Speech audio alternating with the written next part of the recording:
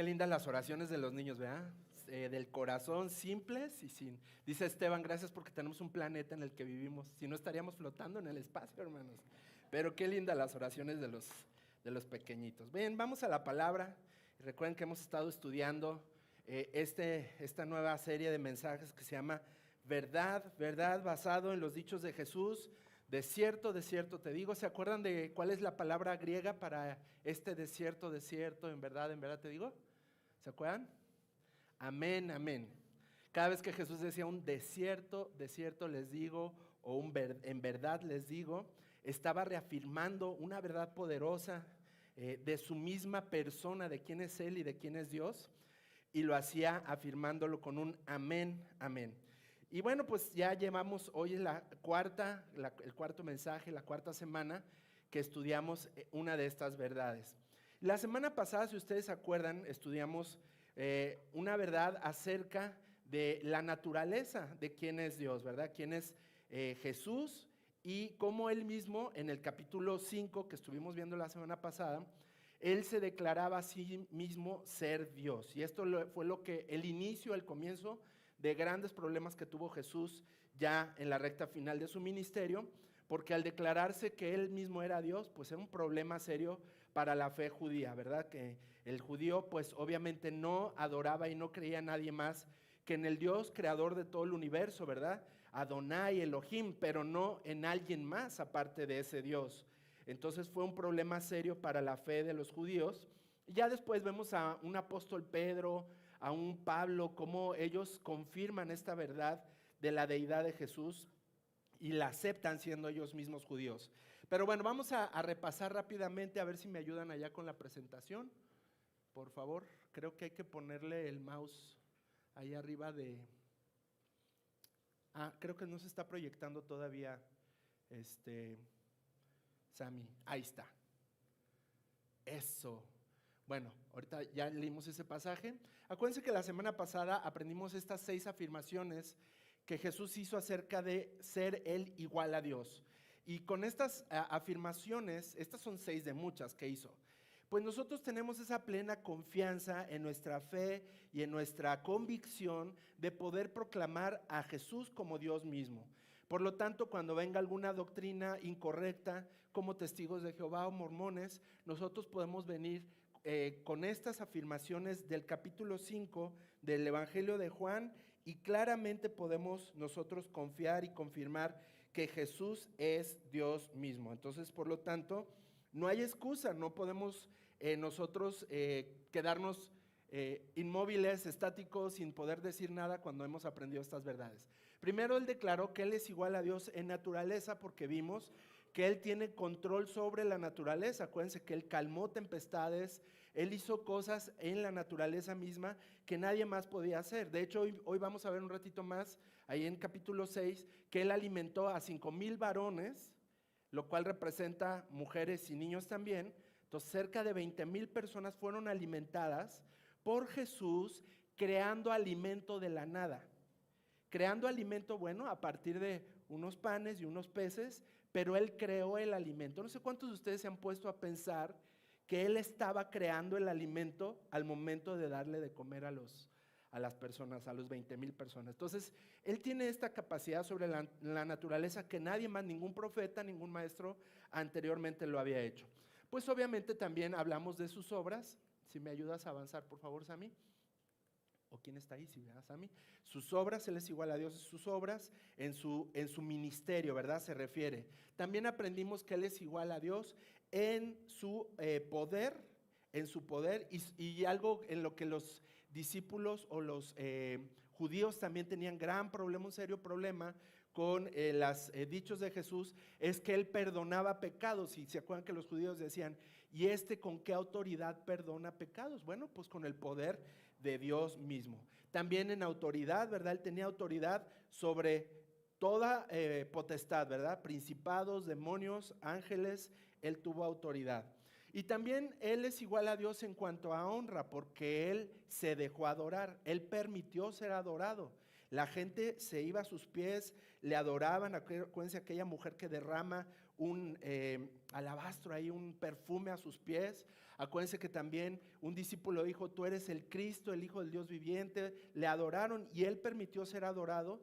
Cuando vemos que en las Escrituras otros personajes de la Biblia no permitían ser adorados, solamente Dios permite ser adorado. Y por último, que es igual a Dios en la verdad. Todo lo que Jesús decía, dice, no digo lo que yo quiero, sino lo que mi Padre me dice que diga. Entonces él mismo igualaba la verdad de sus palabras con la verdad de Dios. Y esta enseñanza de la semana pasada culminó con Juan 5:24, ustedes lo recuerdan. De verdad les digo, los que escuchan mi mensaje y creen en Dios que me envió, tienen la vida eterna. Y ahí está este gran mensaje central, la vida eterna, solamente para aquellos que creen y creen a Dios quien envió a Jesucristo. Entonces, esto es básicamente lo que vimos la semana pasada. Y hoy pues vamos a ver el capítulo 6, que es un contexto muy amplio, ustedes pueden ver, es uno de los capítulos más largos de las Escrituras, pues tiene 71 versículos. Y ustedes saben que esta Biblia que tenemos hoy en nuestras manos, pues ahora nosotros ya la tenemos con esta gran bendición y facilidad, pues de tenerla empastada o tenerla en digital, pero está dividida en libros, capítulos y versículos, ¿verdad? Ustedes saben que los capítulos y versículos de la Biblia no son inspirados por Dios. Es decir, la Escritura fue escrita de corrido, pero no tenía estas divisiones. Entonces, hace varios años, algunos eruditos tuvieron la genial idea de dividir la escritura por porciones. Y esto es una práctica que comúnmente se hacía con largos escritos, sobre todo escritos judiciales. Antiguamente lo que hacían es dividir en capítulos y en párrafos para poder encontrar algún segmento que se necesitaba leer. Entonces alguien hizo esto, no sabemos bien quién fue la persona que tuvo la iniciativa de poner capítulos y versículos. Pero aquí vemos que este capítulo es bien grande, de Juan 6, tiene 71 versos y más o menos todo el capítulo 6 se desarrolla a lo largo de unos 2 o 3 días aproximadamente. Si ustedes van ahí al principio, ahí en el versículo 1 de Juan 6, van a poder ver este relato cuando Jesús alimenta a los 5,000, ¿verdad? 5,000 varones, dice la Escritura.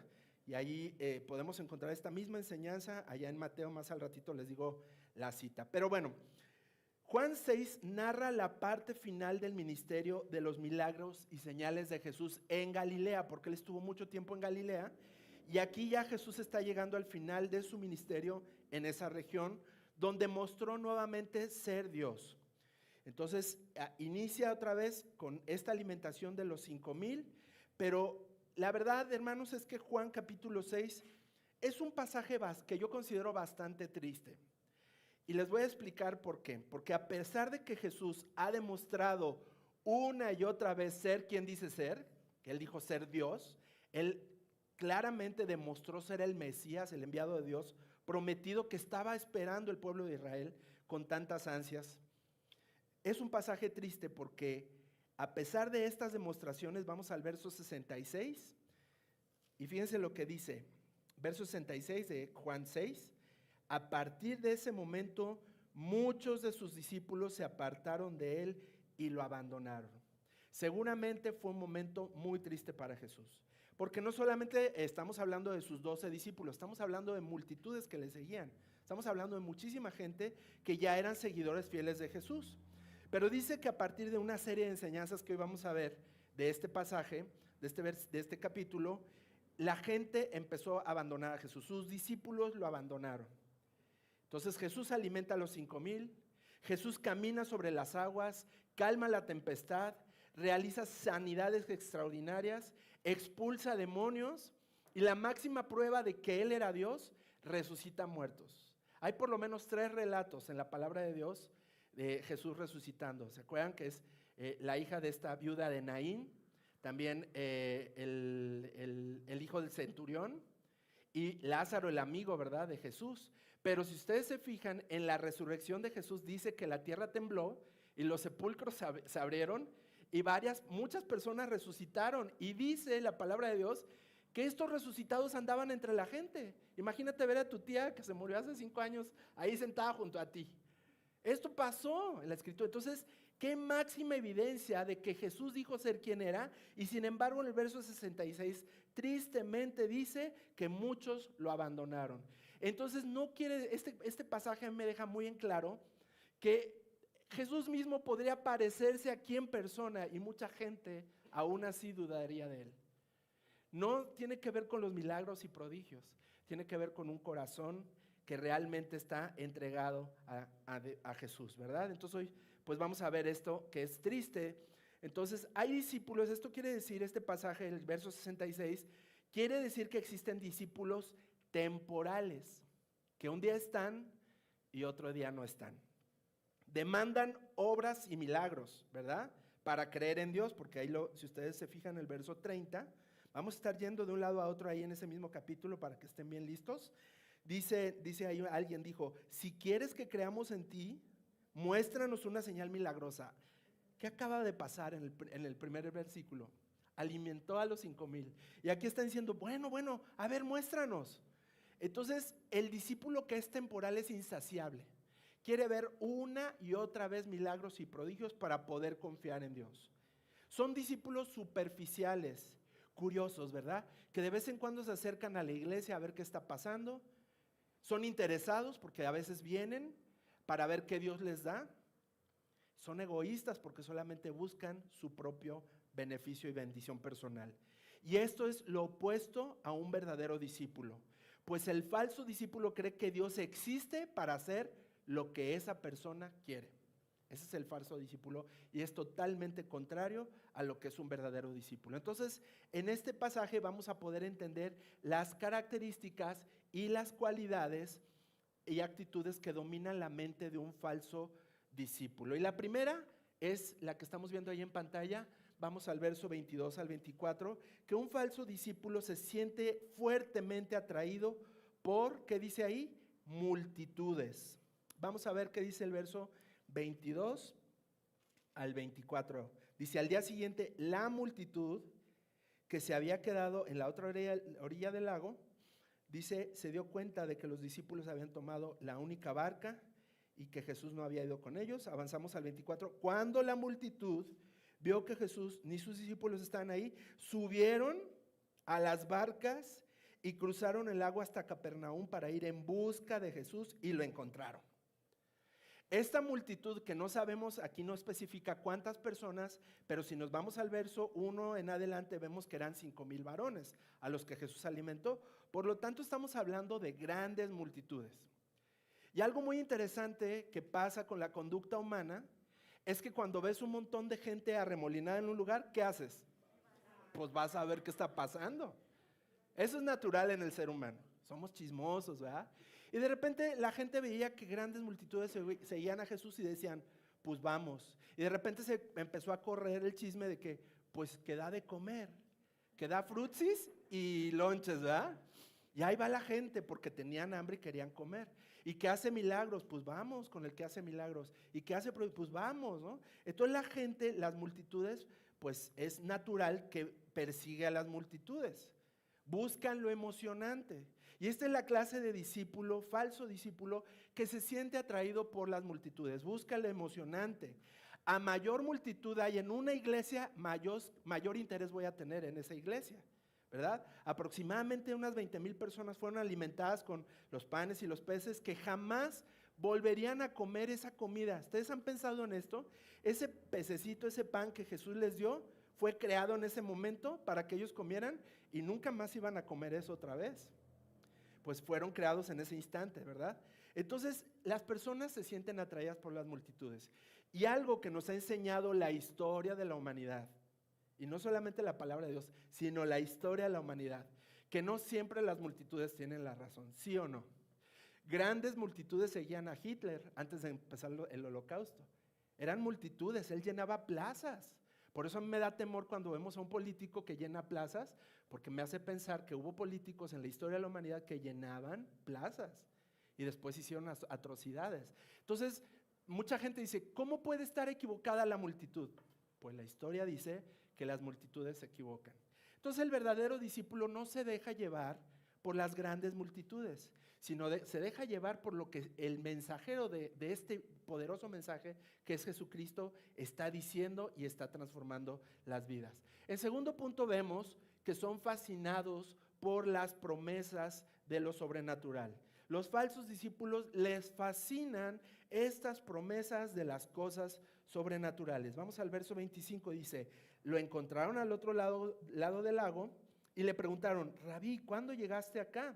Y Jesús les contestó: les digo la verdad, ustedes quieren estar conmigo porque les llené la barriga y no porque hayan entendido estas señales milagrosas. ¿Qué quiere decir Jesús? No han entendido que yo soy Dios entre ustedes y que vine a transformar sus corazones y sus vidas. Ustedes solamente buscan la saciedad temporal. El falso discípulo le encanta la saciedad temporal, lo que se siente bonito en el momento, lo instantáneo y sobre todo lo sobrenatural. Y lo he dicho muchas veces aquí en este púlpito, que tenemos nosotros una tradición como mexicanos que tenemos la tendencia a buscar lo que es lo místico, lo sobrenatural.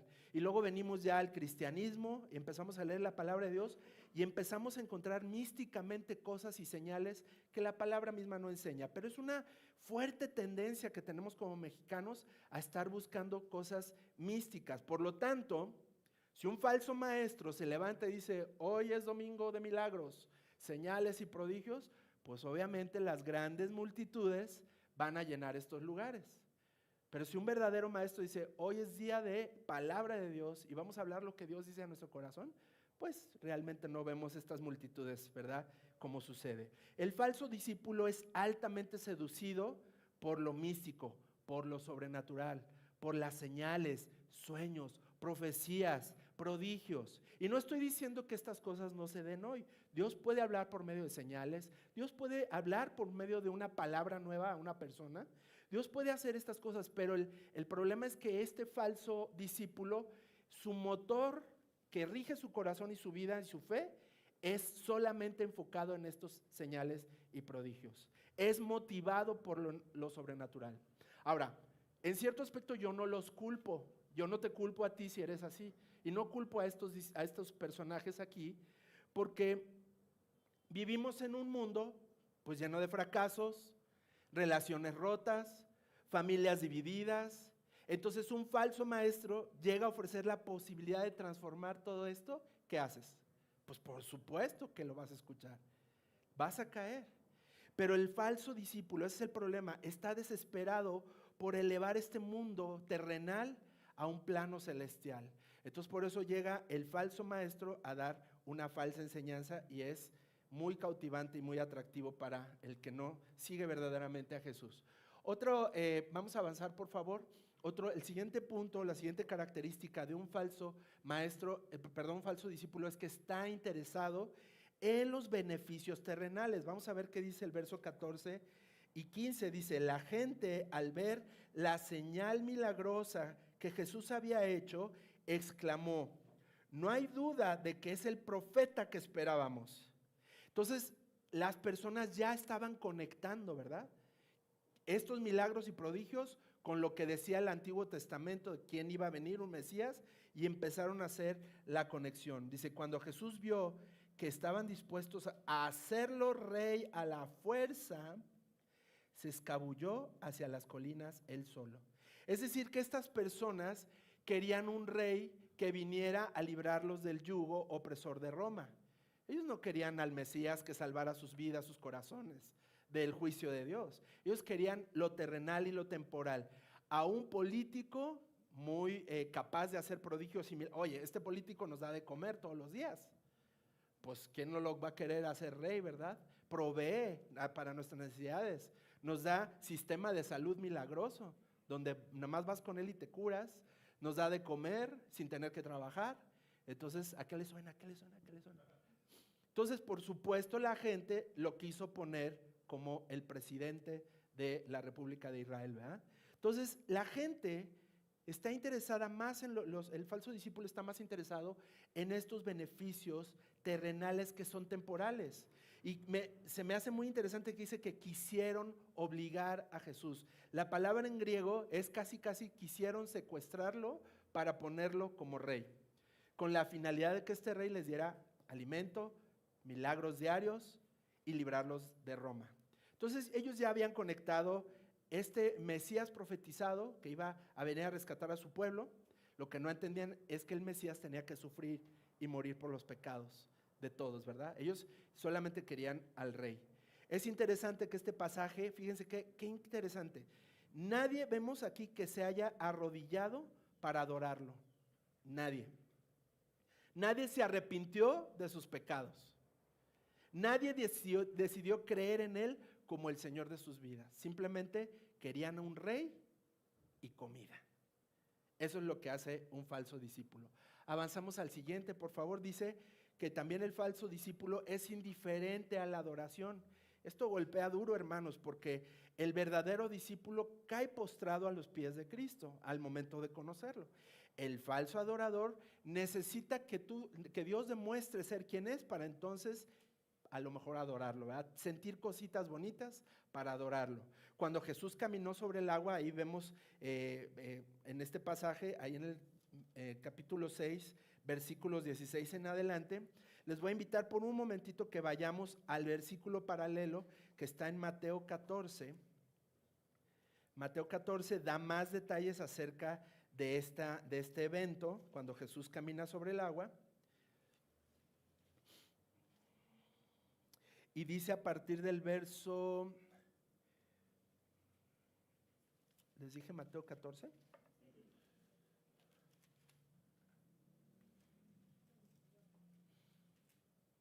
¿24? No, creo que les di mala cita. Ahorita la corregimos, queridos. Tengan un poquito de paciencia. Ahí en este pasaje paralelo, acerca de cuando Jesús camina sobre las aguas, es 16, ¿verdad? Exacto, 16, y vamos al verso 24. Gracias.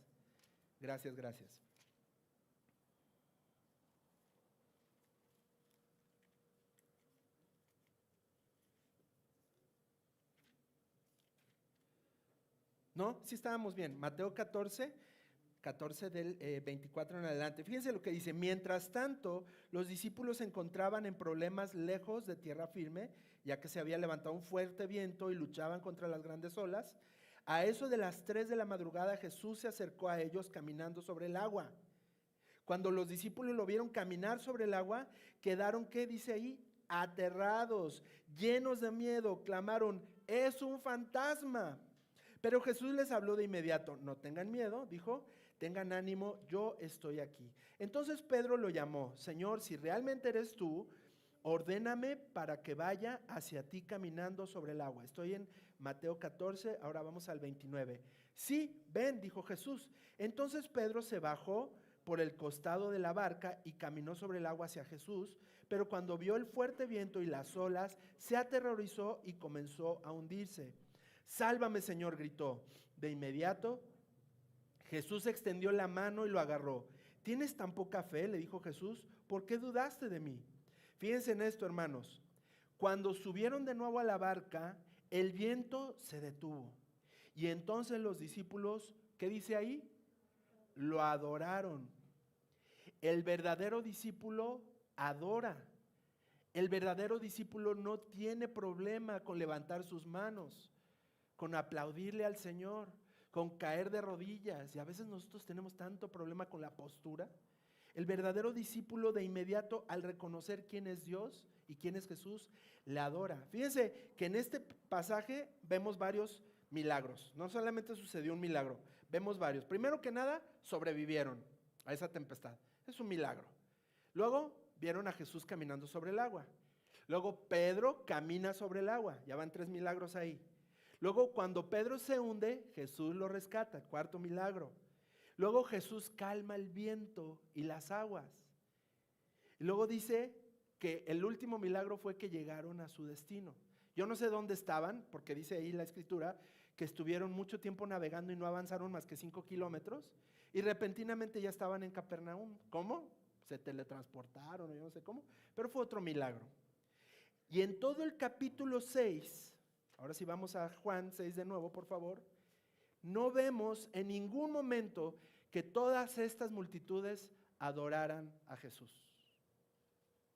No lo vemos. Después de darles de comer, después de hacer prodigios y milagros, no los vemos de rodillas proclamando a Jesús como el Señor de sus vidas. Entonces el falso discípulo es indiferente a la adoración. Avanzamos por favor al quinto. La quinta característica de un falso discípulo es que busca una prosperidad personal. Busca prosperidad personal. Vamos a ver qué dice el verso 26 al 27. Jesús les contestó, les digo la verdad, ustedes quieren estar conmigo porque les di de comer y no porque hayan entendido las señales y prodigios. No se preocupen tanto por las cosas que se echan a perder, tal como la comida. Pongan su energía en buscar la vida eterna que puede darles, ¿quién? El Hijo del Hombre, o sea, Jesús. Pues Dios Padre me ha dado a mí su sello de aprobación. Entonces, aquí vemos cómo el falso discípulo quiere una prosperidad personal. Jesús los reprende, pues lo están buscando por alimento y milagros. Pero al día siguiente, después de la alimentación de los 5,000, al día siguiente, después de que desembarcan, ya están nuevamente exigiéndole a Jesús recibir estos beneficios, estos milagros. Ahora vamos a ver qué dice el verso 30 al 31. Fíjense lo que dice.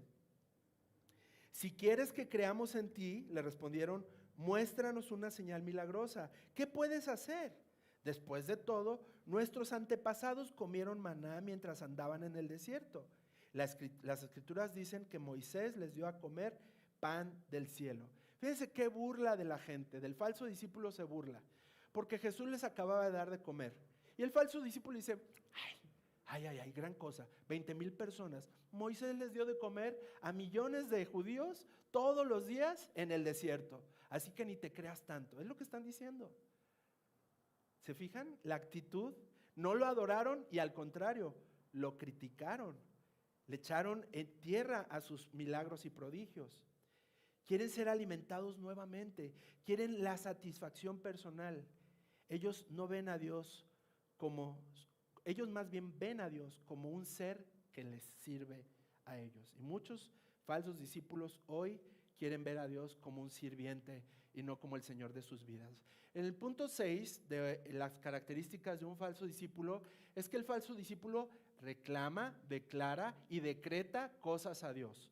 Porque ahí lo acabamos de leer en el verso 28, dice, nosotros también queremos realizar las obras de Dios. O sea, nosotros también queremos hacer milagros.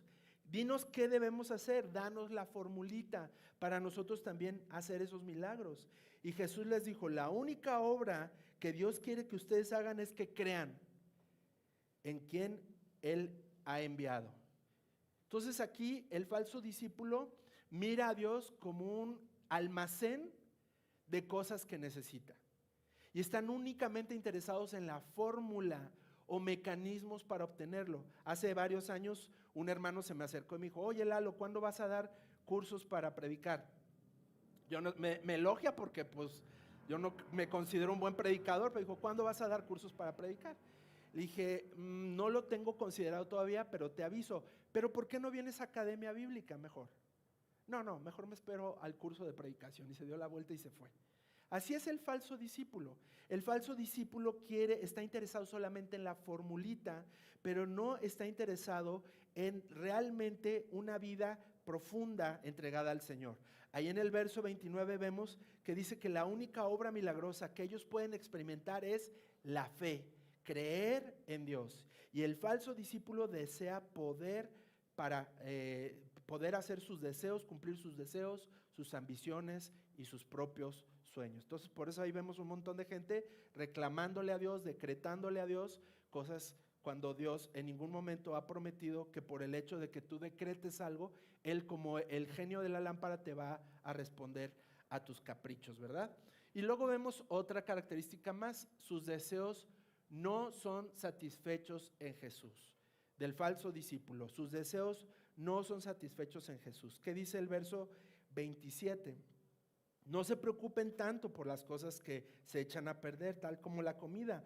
Pongan su energía en buscar la vida eterna, que les puede dar el Hijo del Hombre, pues Dios Padre me ha dado su sello de aprobación.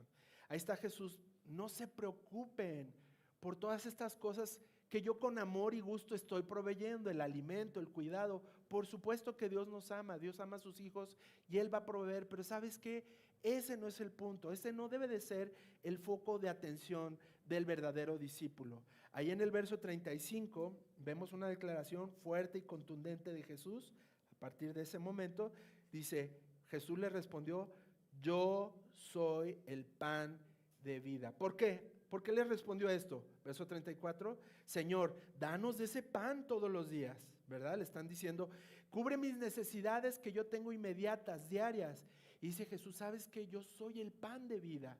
Yo soy lo que necesita tu alma, tu corazón. Y no solamente lo que necesita tu cuerpo. Y luego vamos al verso 58, lo repite, lo recalca. Yo soy el pan verdadero que descendió del cielo. Ahí está Jesús nuevamente confirmando que Él es la provisión espiritual absoluta para satisfacer toda necesidad del alma de las personas. Y nadie ni nada más.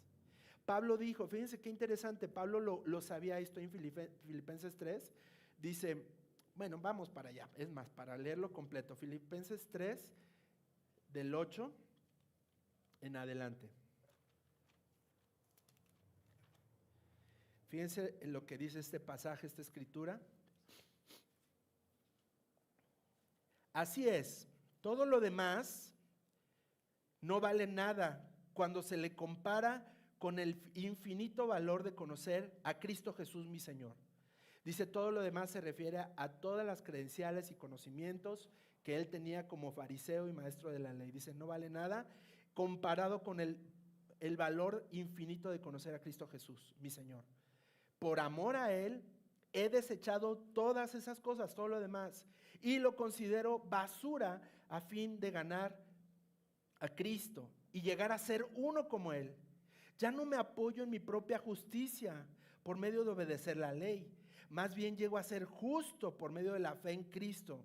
Por la forma en que Dios nos hace justos delante de Él, se basa en la fe. Quiero conocer a Cristo y experimentar el gran poder que lo levantó de los muertos. Quiero sufrir con Él y participar de su muerte para poder experimentar de una u otra manera la resurrección de los muertos. No quiero decir que ya haya logrado estas cosas ni que ya haya alcanzado la perfección, pero sigo adelante a fin de hacer mía esta perfección para la cual Cristo Jesús primeramente me hizo suyo. No, amados hermanos, no lo he logrado, pero me concentro únicamente en esto. Olvido el pasado y fijo la mirada en lo que tengo hacia adelante. Y así avanzo hasta llegar al final de la carrera para recibir el premio celestial al cual Dios nos llama por medio de Cristo Jesús. Y que todos los que son espiritualmente maduros estén de acuerdo en estas cosas. Si ustedes difieren en algún punto, estoy seguro de que Dios les hará entender, pero debemos aferrarnos al avance que ya hemos logrado. Pablo lo entendió perfectamente bien, dice, en Él está toda mi satisfacción. Pablo fue un hombre de dinero, que tuvo recursos económicos y estuvo en escasez. Pablo fue un hombre que tuvo grandes conocimientos, que se codió con lo mejor de la alcurnia judía y estuvo prisionero en las cárceles. Y dice Pablo, Cristo es mejor. Cristo es todo lo que necesito. Pablo dijo, para mí el vivir es Cristo y el morir es ganancia. Pablo dijo, con Cristo estoy juntamente crucificado. Ya no vivo yo, mas vive Cristo en mí. Y el falso discípulo desea más y más de lo que ya tiene. Todo este mensaje, hermanos, faltan 2 puntos más, no se me escapen. Es para analizar nuestro corazón. ¿He estado siendo un falso discípulo o realmente estoy enfocado a ser el discípulo que Dios quiere que sea? Volvemos a Juan 6, dice en el verso 36, dice ahí, pero ustedes no han creído en mí a pesar de que me han visto. No han creído a pesar de que me han visto. Todo lo que quieren es lo que Él puede proveer, pero no anhelan a Jesús. Vamos a ver el punto 8 de un falso discípulo.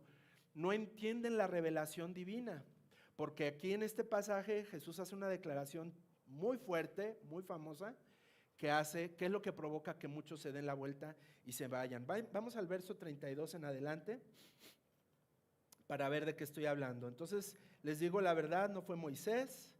Vamos a avanzar un poquito más. Al verso 36, pero ustedes no han creído en mí a pesar de que me han visto. Sin embargo, los que el Padre me ha dado, vendrán a mí y jamás los rechazaré. ¿Quién se los ha dado a Jesús? El Padre, ¿verdad? Pues he descendido del cielo para hacer la voluntad ¿de quién? De Dios. ¿Y quién me envió? ¿Quién me envió? Perdón, no para hacer mi propia voluntad. Y la voluntad de Dios es que yo no pierda ni a uno de todos los que Él me dio, sino que los resucite en el día final. Pues la voluntad de mi Padre es que todos vean a su Hijo y crean en Él, tengan vida eterna y yo los resucitaré en el día final. Entonces la gente comenzó a murmurar en desacuerdo, porque Él había dicho, yo soy el pan que descendió del cielo. Entonces decían, ¿acaso no es este Jesús el hijo de José? Conocemos a su padre y a su madre, y ahora, ¿cómo puede decir que Él descendió del cielo? Entonces Jesús le respondió, fíjense, cuando una persona esté murmurando, fíjense cómo debes responder. Deja de murmurar, deja de quejarte, dice en esta versión, ¿verdad? Por lo que dije, pues nadie puede venir a mí a menos que los atraiga el Padre que me envió y yo los resucitaré en el día final. Entonces, las personas no entendían el mensaje de Jesús, no entendían estas palabras extraordinarias. Y el resultado es que ellos entonces son indiferentes a la palabra. El falso discípulo es indiferente a la palabra de Dios.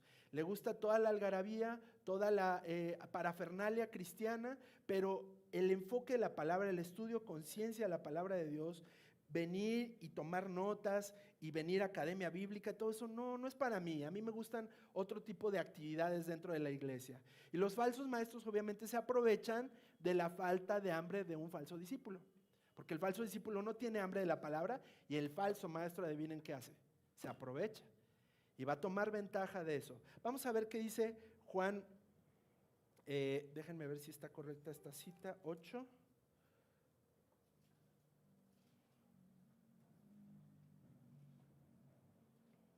Sí, Juan 8, 42 al 43 dice, si Dios fuera su padre, le está diciendo a los maestros, a los judíos, si Dios fuera su padre, ustedes me amarían porque he venido a ustedes de parte de Dios. No estoy aquí por mi propia cuenta, sino que el que me envió. Dice, ¿por qué no pueden entender lo que les digo? Es porque ni siquiera toleran escucharme. El falso discípulo no tolera la palabra de Dios, se aburre con la palabra de Dios, se duerme con la palabra de Dios. Es lo que hace el falso discípulo. Los falsos discípulos abundan donde abundan los falsos maestros. Y los discípulos también se quejaron. Vamos ahí a ver el verso 61 de Juan 6. Dice, Jesús estaba consciente de que sus discípulos se quejaban. Los 12, está hablando de los 12. Dice, ¿acaso esto los ofende? Él estaba consciente de que había quejas, pero el verdadero discípulo es transformado por medio de la palabra de Dios. Y hay algo que dice el Señor Jesús allá a partir del verso 57. Esta declaración que les decía hace rato, tremenda, que los hizo de plano salir de su zona de confort totalmente. Dice, les digo la verdad, a menos de que coman la carne del Hijo del Hombre y beban la sangre, no pueden tener la vida eterna en ustedes. Imagínense un judío escuchando al Mesías decir, come de mi carne y bebe de mi sangre. Fue una blasfemia para ellos, porque en Levítico claramente está indicado que ningún judío puede beber sangre de ningún tipo. Por eso algunos hoy ni siquiera aceptan las transfusiones de sangre, ¿verdad? Entonces Jesús, al decir esto, obviamente no estaba hablando de manera literal, y esto es algo que no entendían, no lo lograban entender. Jesús estaba hablando de forma figurada, refiriéndose al castigo que iba a recibir en la cruz, al derramar su sangre y cuando su cuerpo iba a ser destrozado. Dice en el verso 54, pero todo el que coma mi carne y beba mi sangre tendrá la vida eterna, y yo lo resucitaré en el día final, pues mi carne es verdadera es verdadera comida y mi sangre es verdadera bebida. Todo el que come de mi carne y bebe de mi sangre permanece en mí y yo en él. Yo vivo gracias a que mi Padre viviente que me envió, de igual manera todo el que se alimente de mí vivirá gracias a mí. Yo soy el pan verdadero que descendió del cielo, y el que coma de este pan no morirá, como le pasó a sus antepasados, a pesar de haber comido del maná, sino que vivirán para siempre.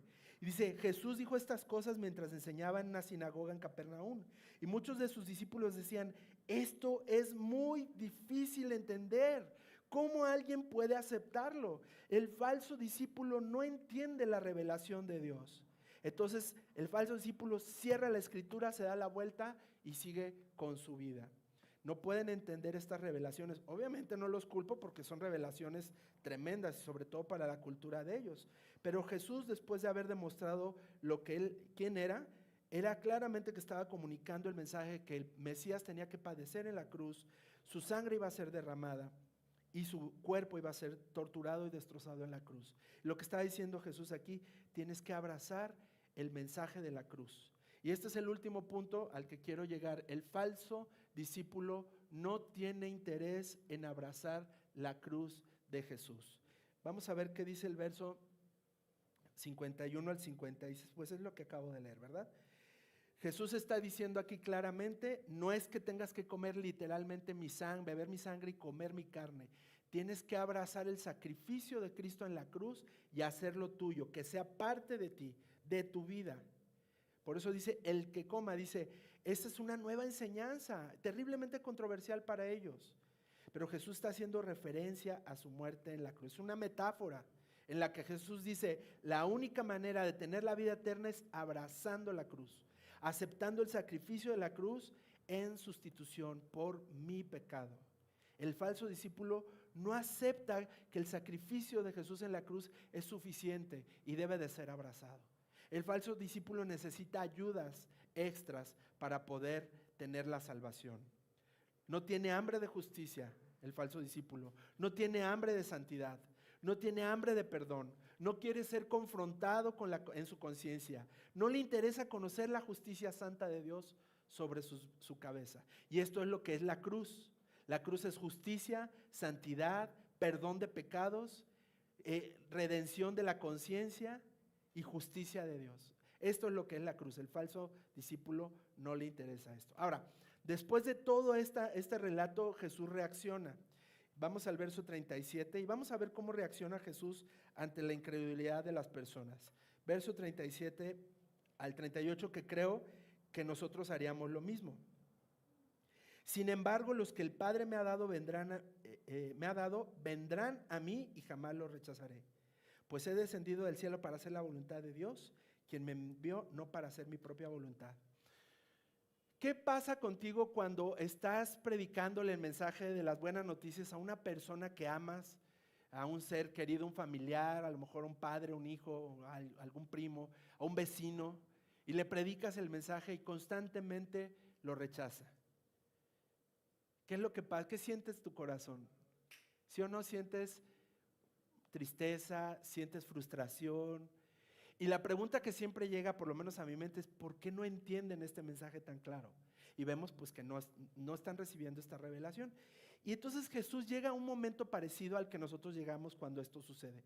Cuando no entienden, estas personas no entendían lo que Jesús estaba diciendo, Jesús dice, ¿sabes qué? Descanso en la soberanía de Dios para que Él escoja a los que van a venir a mí. Y a los que vengan a mí yo no los voy a rechazar. Y esto a mí me ha pasado muchas veces cuando he predicado el mensaje de salvación a una persona y después se muere la persona, y muchas veces me preguntan, ¿tú crees que es salvo? ¿Tú crees que se fue al cielo? Y yo les digo, miren, el mensaje se le predicó, confiemos en la soberanía de Dios. Yo confío en la soberanía de Dios. Confío en que el Señor hizo su justicia al final de la vida de esta persona. Es lo que Jesús está diciendo aquí. Dice, ustedes no han creído en mí a pesar de que me han visto. Sin embargo, los que mi Padre me ha dado vendrán a mí. Confío y descanso en la perfecta soberanía de Dios. En Juan 10, vamos rápidamente a Juan 10, 26 al 29, es otra referencia muy parecida. Juan 10, 26 al 29. Dice, pero ustedes no me creen porque no son mis ovejas. ¿verdad? Dice, bueno, vamos un verso anterior, verso 25. Yo ya les dije y ustedes no me creen. La prueba es la obra que hago en nombre de mi Padre. Ahí están las pruebas, pero ustedes no creen porque ustedes no son mis ovejas. Mis ovejas escuchan mi voz. Yo las conozco y ellas me siguen. Les doy la vida eterna y nunca perecerán y nadie puede quitármelas. ¿Por qué? ¿Quién se las dio? El Padre. Entonces Jesús, ante esta frustración de la falta de creencia, de la incredulidad de las personas, ¿qué hace Jesús? Descanso en la soberanía de Dios ante esta gente necia. Y que los que el Señor me va a traer, nunca los voy a rechazar. Son mis ovejas y nadie las va a arrebatar de mi mano. Y los judíos obviamente también reaccionan. Ahí otra vez en el capítulo 6, vamos al verso 41 y 42. Cuando Jesús les dice, miren, no hay caso con ustedes, no son mis ovejas. Vamos a ver qué dicen los judíos, cómo reaccionan. Entonces la gente comenzó a murmurar en desacuerdo porque él había dicho, yo soy el pan que descendió del cielo. Y ellos decían, ¿acaso no es Jesús, hijo de José? Conocemos a su padre y a su madre, y ahora ¿cómo puede decir que descendió del cielo? Se burlan. Y la burla es el último, esta frase es para Facebook, tomen nota. La burla es el último recurso del incrédulo para preservar su ego destrozado ante la cruz de Jesús. Cuando a un incrédulo ya no le queda nada y ya ha sido destrozado por la cruz de Cristo, no le queda otra cosa más que burlarse. Ustedes han visto esta exposición en Ciudad de México. ¿Sí la vieron? De un artista plástico ahí que hizo una exhibición espantosa y horrorosa de símbolos cristianos, católicos en su mayoría, burlándose y mofándose de la fe. Y eso es lo que pasa. Cuando el incrédulo es confrontado ante Cristo y ante la cruz, no le queda más que burlarse. Esto es lo que hicieron estas personas. Se burlaron. Y Jesús les dice, dejen ya de murmurar, les pone un alto. Ellos no buscan arrepentimiento, no buscan nacer de nuevo. Y ahí en el verso 44 vemos cómo Jesús nuevamente descansa en la soberanía de Dios. Dice, pues nadie puede venir a mí a menos que el Padre lo atraiga, el que me envió. Y yo lo resucitaré en el día final. Entonces Jesús les está diciendo, ya no me voy a frustrar más con ustedes. Confío en los que mi Padre me va a traer y a esos yo los voy a resucitar, a esos yo los voy a abrazar y esos nadie los va a poder arrebatar de mi mano. Vamos a las conclusiones, queridos. El verdadero discípulo ha confesado voluntariamente que Jesús es su Señor, por lo tanto nunca podrá decir esto es lo que yo quiero, necesito, declaro, decreto, arrebato y pónganles todas esas tonteras que se escuchan actualmente. El verdadero discípulo, cuando confiesa voluntariamente que Jesús es su Señor, renuncia a toda posibilidad de exigirle a Dios o de mandarle a Dios cosas. El segundo punto es parecido, dice, el verdadero discípulo ha confesado voluntariamente que Jesús es el Señor, ha renunciado a su propia soberanía. El verdadero discípulo renuncia automáticamente a su propia soberanía al confesar que Jesús es el Señor de su vida. Estos discípulos desertaron. Y vamos ahí, para terminar, por favor, hermanos, al final, verso 66. Aquí está lo triste de este pasaje, hermanos. Por eso les decía en un principio, es un capítulo triste. A partir de ese momento, muchos de sus discípulos se apartaron de él y lo abandonaron.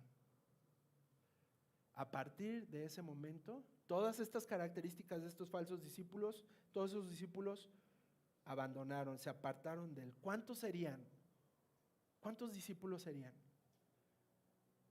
La Biblia no lo dice, pero debió haber sido una multitud de personas.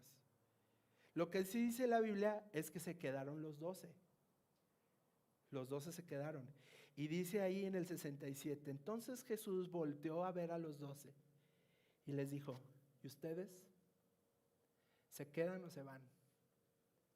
Y es la pregunta que hoy te está haciendo Jesús a ti. ¿Tú te vas o te quedas? Y esa pregunta solamente la puedes contestar tú. Confrontado ante la verdad de la palabra de Dios. Nadie puede tomar esta decisión por ti. Esa es tu decisión personal. ¿Te quedas o te vas? Cierren sus ojos, por favor, y mediten esta pregunta. Tremenda pregunta que hace el Señor en este día.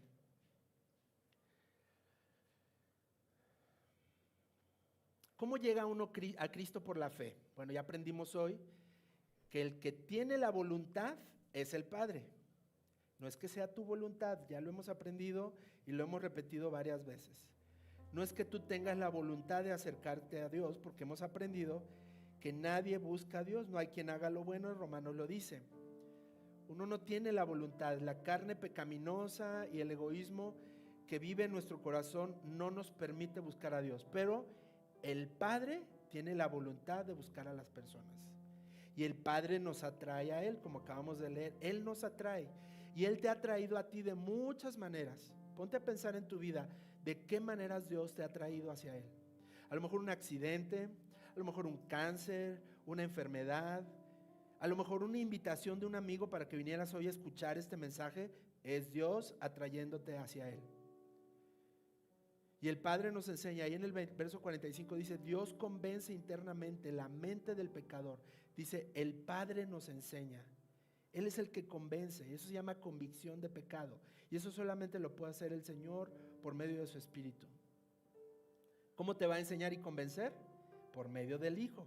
Romanos 10:17 dice, así que la fe viene por el oír y el oír es por la buena noticia acerca de Cristo. Verso 63, no lo busquen, yo se los leo. Dice, solo el Espíritu da vida eterna. Los esfuerzos humanos no logran nada. Las palabras que yo les hablo son espíritu y son vida. En este pasaje Jesús dice 3 veces, yo soy el pan de vida. El único que puede satisfacer toda tu necesidad espiritual, emocional, incluso física, soy yo, Jesucristo. Soy el pan de vida. Es el pan con el que nunca vas a tener hambre jamás.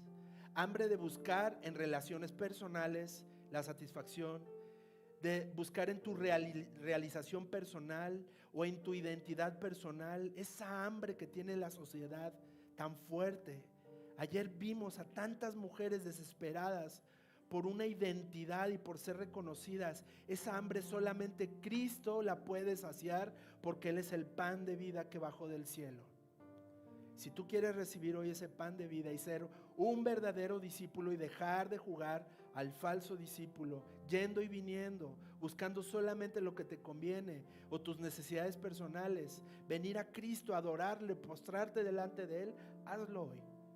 Si quieres, ponte de rodillas ahorita mismo.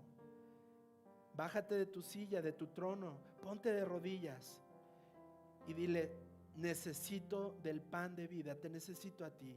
Perdóname, Jesús, por haberme comportado como un falso discípulo, interesado solamente en los beneficios de mi alma, mis beneficios personales.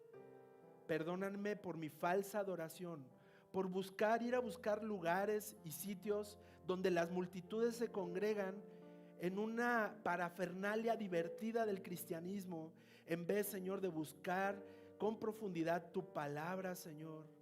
Enfocarme en quién eres tú y qué haces tú, Señor, en la vida de todos los que se acercan a ti. Transformas, restauras, redimes, levantas, Señor. Perdóname, Padre, estoy aquí delante de ti, pidiéndote, Señor, que me des ese pan de vida que tanto necesito. He estado buscando, Señor, tanto tiempo, tantas opciones, Señor, que satisfacen mis necesidades solamente temporales, por un momento, Señor. Pero después viene este vacío y este dolor y esta frustración, Señor, de seguir teniendo hambre de algo que yo ni entiendo qué es. Pero ahora, Señor, acabo de comprender que es Jesús lo que me hace falta. Si tú necesitas de ese pan de vida, pídeselo hoy al Señor. Dile, Señor, te necesito. Renuncio, Padre, a mi egoísmo, renuncio a mi banalidad, renuncio, Señor, a todas esas enseñanzas falsas y doctrinas falsas, Señor, en donde aparentemente, Señor, tú puedes cumplir mis caprichos. Renuncio a todo eso, Padre. Es una enseñanza del diablo.